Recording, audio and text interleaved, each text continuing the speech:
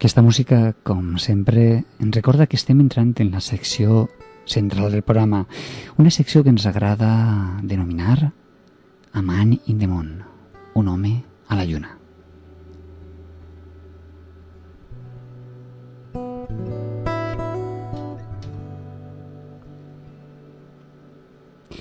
Ja sabeu que és una secció on ens agrada conèixer una miqueta de més a prop algun creador, poeta, escriptor, per què no, també músic.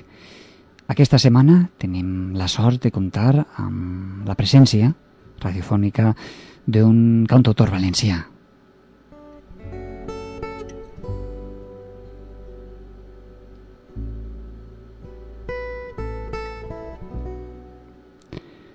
Ell, cantautor que formava part antigament d'un grup que es deia Ànima Maleïda,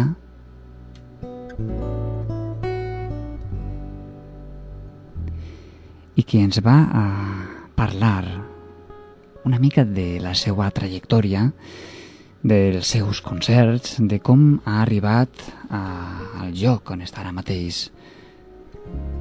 És Martí Llopis.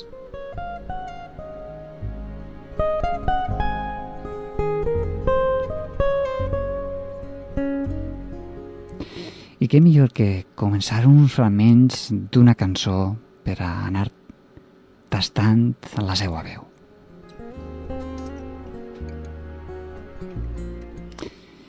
I el millor de tot és que siga ell qui ens ho vegi.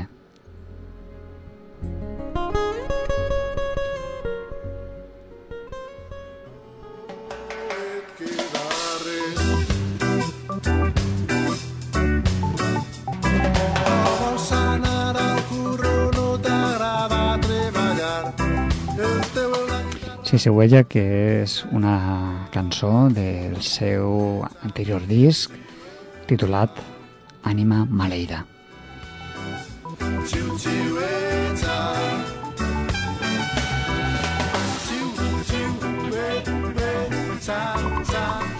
Què tal? Bona vesprada. Bona vesprada, moltíssimes gràcies. Com sempre ens agrada agrair la presència dels nostres convidats. És un plaer tindre't ací al nostre viatge marítim a través de Mar de Muses. Gràcies a vosaltres. Sense vosaltres la música estaria en un pou. I sense vosaltres, els músics, el món seria molt més trist. Sí.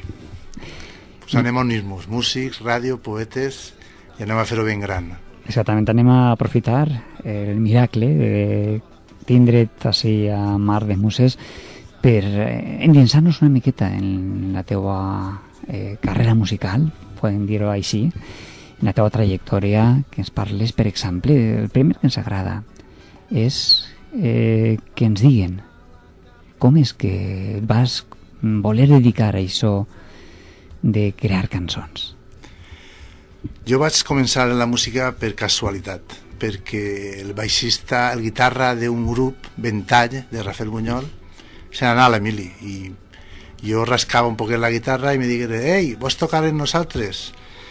I me vaig ficar a tocar, i m'agradava cantar i cantava, i als poquets dies ja era jo el cantant del grup. S'agradava fer música, eren bons músics, alguns són músics avui internacionals, i feien cançons, pues, era una orquestina, i feien cançons de tot tipus, i feien cançons dels Beatles i de Rollins, i ells volien que les cantara. Jo negava a cantar-les en anglès de Rafael Buñol, així que pues, vaig a versionar-les en valencià, i així va ser com vaig començar a escriure cançons. Primer que res versionant cançons en valencià dels Beatles i dels Rollins. I després, poquet a poquet, ja vas endinsant-te en el món de crear cançons pròpies, no? Sí, era un grup molt creatiu. Hi havia un músic, el Chapi, que era molt creatiu, que feien cançons noves, pues, setmanalment, mensualment, en creàvem una o altra, i jo es ficava lletres o jo proposava la música i la lletra i tal. I així n'estiguérem durant 3 o 4 anys fins que jo vaig fer la mili, vaig anar a la mili, i quan vaig tornar de la mili ja no quedava grup. Cada músic havia tirat per una banda. N'hi hagueren dos que són el trompeta i el saxo, que avui en dia treballen en la banda de música militar. Aleshores n'hi havia molt poques eixides en la música. La banda de música militar era una bona eixida. I el Xapi, que és un trotamons que està per tot el món tocant el vibràfon. I això eren els meus mestres de la música. Per desgràcia, en aquell moment desaparegué. Jo vaig fer pinillos i anava tocant, anava perdent el cul en un grupet, en altre, en Xacaubó, en 4.000 són prou, fins a arribar a conèixer Pep Laguarda, que ahir va tindre un nou canvi en la meva vida. Pep Laguarda és un cantant valencià, cantautor valencià, que ha sigut número 3 en les llistes de Nova York, número 1 en les llistes de Corea i Japó, i un desconegut en València, encara que el que el coneix li agrada moltíssim. En ell vaig aprendre que a banda de fer música i fer música en valencià n'hi havia que fer-la bé, senzilla, clara, neta i bé. I vaig començar jo a estimar el pop, a estimar el reggae, a estimar el rock and roll tal qual era, natural, fàcil, sense fer coses rares, sense fer nyonyeries. I a partir d'aleshores vaig fer cançons que estan en este primer disco, quasi totes, i són cançons que jo diria que són un poquet pop o rock d'autor. I després també tenim una altra faceta teua, com és agafar poetes i fer cançons a través de la seva obra, una cosa que ja feia molt de temps, perquè coneixíem les cèlebres versions de Lluís, per exemple, i de Raimon, però això semblava que feia un temps havia quedat com una miqueta de mod, no? Fora d'onda, ja no hi havia massa cantautors o grups que es dedicaren a fer versions. Per regla general se versiona a poetes morts, Ausiàs Marc, Martí i Pol, Vicent Andrés Estellers i algun més, no? I molts més. I jo aleshores no m'agradava. Una vegada vaig dependre que la música n'hi havia que fer-la bé i tocar-la bé, que fora molt senzilla però bé. Després me vaig fijar en les lletres. Aleshores jo feia lletres que me pensava que estaven bé i pense que estan bé, però volia, en certa manera, que unificar el que és la poesia, fer poesia a l'hora que cantes. No és gens fàcil. El que és molt fàcil és musicar una cançó, un poema i soltar-ho i ja està, però que això arribi a ser una cançó popular és complicat perquè t'ho has de treballar molt. Aleshores m'he trobat en una generació de poetes així al país enorme. N'hi ha xavalers entre 30 i 50 anys, n'hi ha un fum de poetes i tots d'una alta categoria. Aleshores dic, i per què no vaig a fer-me un objectiu, vaig a veure si soc capaç de musicar 8 o 9 o 10 temes bons.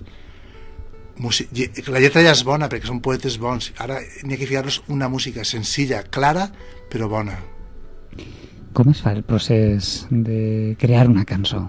Ja sigui a través d'un text previ, ja sigui a través d'un text que tu crees. Com és el teu procés? M'imagine, bueno, si te conto el meu, però m'imagine que cada un té el seu. Jo tots els dies toque la guitarra, aleshores m'emprenc a tocar la guitarra i quan m'avorrís, pues entonces comencé a fer coses noves i a provar, i prové 3 o 4 coses i les vas provant. I això no te diu res, però a la llarga, al cap d'un mes, de 2 mesos, 3 mesos, al final tens un espectre, un ventall de possibilitats ahir i n'elegeixes 2 o 3 d'aquestes possibilitats, o una, i la vas treballant, i cada dia la toques i la vas treballant. Aleshores, si no n'hi ha lletra que la tinc que ficar jo, entonces la canto en anglès de poble. wiki waka, waka wiki, wiki wiki, wiki wak wuk. I així la vas cantant, com de poble. Fins que vas agarrant forma i aleshores fonèticament tu també li vas donant una sonoritat que te'n vas cap a les sus o cap a les as o cap a les sos, no? I després a aquesta fonètica li vas ficant paraules i així vas creant el tema. Que vols que tinga un poc de missatge? Jo no busco massa missatge, jo el que busco en les meves cançons són cançons d'estimar-se, d'abraçar-se, de tocar-se. Aleshores el que busco és aquesta comunicació tal. A mi m'encanta les lletres de los Panchos tan sencilles i m'agraden moltíssim, no? Si tu me dices ven, lo dejo todo. Són molt clares i volen dir moltes coses, políticament, econòmicament i de totes les maneres. Però, com he dit ara el procés que estic fent és voler agafar un poema i ficar-li música. És un treball molt, molt fàcil. Si tu agafes un poema, fiques el la menor, el do, el fa, el sol i alguna variant en el re menor o en el mi menor i tens cançó musitada, que és el que, per desgràcia, escolte molt per ahir, molt de la menor, molt nyonyo i molt tal. Aleshores, jo el que faig és llegir un poema avui, ficar-me en la guitarra, rascar 2 o 3 acordes, no me diu res, tanque. Bueno, primer he llegit el poema, que crec que me diu coses. I una vegada he llegit el poema, uno o varios, perquè mai d'un poeta me puc fixar en una sola. Tinc que agafar diversos poemes que veig que tenen garra i es treballes 2. Aleshores vas ficant los acordes, la base 3 acordes, i vas treballant-los.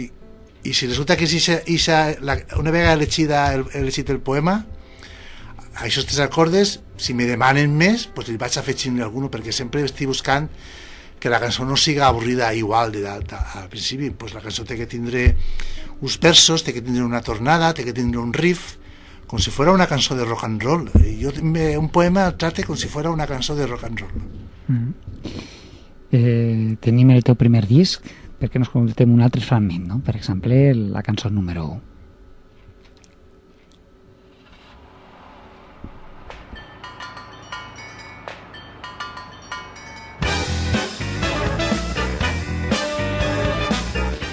Una cançó que es diu Mecànica.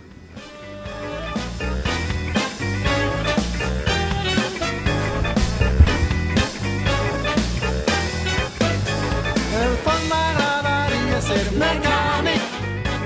En el fons m'agradaria ser mecànic. Obrir el capot i l'olor a calent. Tocar-te les butxilles per veure si estàs bé. Canviar-te l'oli qualsevol matí. Una cançó que podem parlar d'oficis amb tot unes connotacions i en un moment ara tan crític laboralment, la veritat és que més d'un agafaria un ofici de mecànic. Mecànica és una cançó de ventall que tindrà més de 30 anys i aleshores parla d'una xica que volia ser mecànica. Era una època en què els joves començaven a dir no a moltes coses. No volien lo establert, no volien lo normal. La gent veia normal que una xica fora mestra o secretària o com a molt, pues no sé, ama de casa. Però en la meva època n'hi havia xiques molt valentes que venien en boatos de festa, que se'n venien als coets, que se'n venien als bous, que no eren les típiques. I alguna, una amiga meva que volia ser mecànica, que se quedaven estranyats perquè mecànic, una xica, pues, de cotxes, perquè li encantaven els cotxes. Ens sonava raro, però tan raro que se meresquia una cançó, que en aquella època avui és normal que una xica, i me pareix molt bé que una xica vulgui ser mecànica i el que vulgui ser, no n'hi ha traves, però en aquella època, estic parlant de fa més de 30 anys, que el 50% o el 60% del meu poble, Rafael Bunyol, tots eren llauradors, tots anaven a collir taronja. Avui quedarà un 1 o un 2% de gent. Mireu si ha canviat la cosa, per a bé o per a mal. Mai sabrem si els canvis són per a una cosa o per a altra. Segur que pel canvi es perden molts elements que algun dia potser un poeta o un cantautor ens haurà de recordar. I parlant fora de micròfon, també parlaven de concerts, per exemple. Tenim ara dins de poc un concert molt interessant per fet de ser emotiu, com és un concert que fas conjuntament amb un grup que es diu Senior i el Cor Brutal i que té una finalitat solidària. Per què no ens parles una miqueta d'això? Pues sí, ahí tendría que agrair a varias parts. Per una banda, a Àngel Escutia, director del Auditori de Rafael Buñol, que mos deixa l'auditori gratis, a Lluís Planes, que promociona l'event, que mos porta a mi i a Senior. Senior és un grup, Senior i el Cor Brutal és un grup que acaba de triomfar en el Primavera Sound de Barcelona, i també tenim que agrair a Carena. Carena és una associació a favor per al suport de la gent que té malalties de càncer i altres enfermetats breus. Altruistament ajuden a tota aquesta gent i no tenen finançació alguna més que la voluntat d'estos eventos, d'aquestes coses que fan que la gent siga solidària, que provoquen que la gent siga solidària. Jo estic de lo més content en poder provocar aquesta solidaritat per Carena i altres associacions que fan que esta vida i que esta crisi siga no tan més passatgera, siga més lleugereta. Per tant, a tots els nostres oients que vulguin participar d'aquest projecte tan bonic, saben que poden anar el divendres 15 de juny a les 10 hores a l'auditori de Rafael Buñol, no? Hi ha un preu molt raonable, molt mòdic, de 6 euros. Poden ajudar a aquesta associació Carena perquè continua fent una tasca realment imprescindible.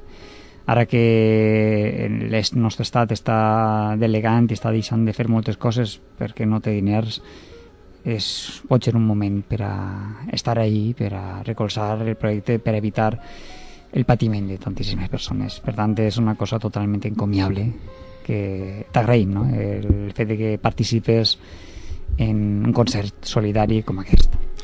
Jo, a raó de lo que dius, jo diria que no podem esperar que el govern mos amante totes les coses, perquè el govern té que fer la seva funció i té que estar en la sanitat, té que estar en l'educació, però aquestes organitzacions no governamentals que no venen del govern, com diu la paraula, són necessàries perquè, torno a repetir, provoquen un sentiment molt humà, provoquen la solidaritat, i molts